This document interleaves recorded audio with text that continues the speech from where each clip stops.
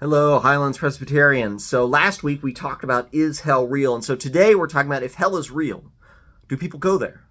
Right? Or is it empty? Because we know that God certainly has the power and the ability to make it empty, to save everyone.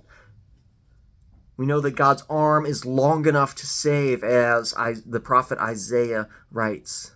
Right? And we all need it, right? All of us are like sheep who have gone astray. We have, in the words of Paul in Romans, we have exchanged the glory of God, and we've sort of grabbed at earthly things, trying to grab short-term pleasures and giving up long-term joy. But God, and God's infinite mercy and grace, reaches out to save us. And so the question is, right, does God save everyone or not? And Jesus, when Jesus talks about judgment, when he talks about Judgment Day, he seems to indicate that there are two groups.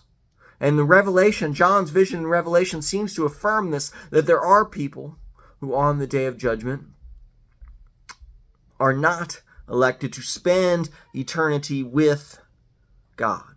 But, right, it seems like, especially in Revelation, that it is this active choice that is made to choose independence rather than God. And C.S. Lewis talks about this, right? He talks about how the doors of hell are locked from the inside, and that no one who chooses the joy that God offers will be disappointed in the end.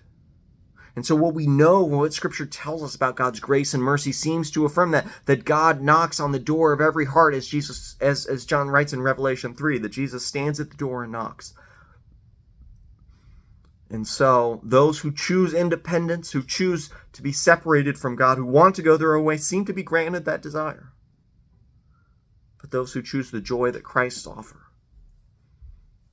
are welcomed into a realm of eternity of joy and grace. Thanks be to God.